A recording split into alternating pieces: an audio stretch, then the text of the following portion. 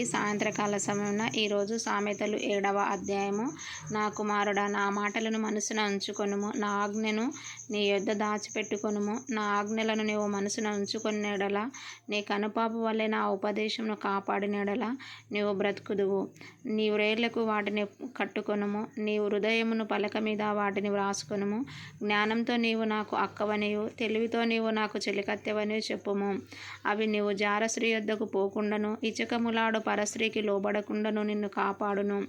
నా ఇంటి కిటికీలో నుండి, నా అల్లిక కిటికీలో నుండి నేను పారజూడగా, జ్ఞానం లేని వారి మధ్యను, యవనుల మధ్యను బుద్ధి లేని పడుచువాడొకడు నాకు కనబడెను.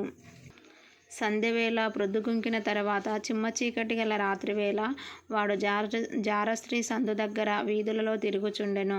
దాని ఇంటి మార్గమున నడుచుచుండెను. అంతటా వేశ్యవేషము వేసుకొనిన కపటము గల స్త్రీ ఒక్కతే వానిని ఎదుర్కొని వచ్చెను.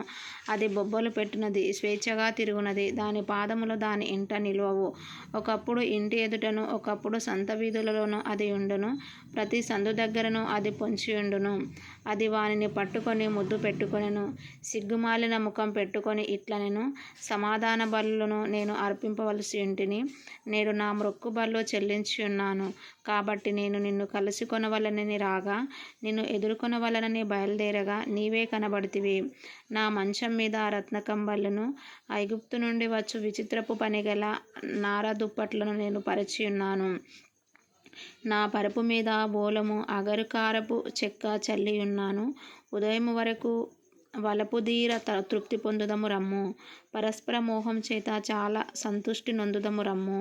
పురుషుడు ఇంట లేడు, దూర ప్రయాణము వెళ్ళియున్నాడు. అతడు సొమ్ము సంచి చేత పట్టుకొని పోయెను. పున్నము నాటి వరకు ఇంటికి తిరిగి రాడు అనెను. అది తన అధికమైన లాలన మాటల చేత వానిని లోబర్చుకొనెను. తాను పలికిన ఇచ్చకపు మాటల చేత వాని ఈడ్చుకొని పోయెను. వెంటనే పశువధకు పోవునట్లును, పరులచే జిక్కిన వాడు సంకెళ్లలోనికి పోవునట్లును, తనకు ప్రాణహానికరమైనదని ఎరుగక ఉరియొద్దకు పక్షి త్వరపడినట్లును, వాని గుండెను అంబు చీల్చు వరకు వాడు దాని వెంట పోయెను. నా కుమారులారా, చెవియొగ్గుడి, నా నోటి మాట ఆలకింపుడి. జారస్త్రీ మార్గముల తట్టు నీ మనసు తొలగనీయకుము. దారి తప్పి అది నడుచు త్రోవలలోనికి పోకుము.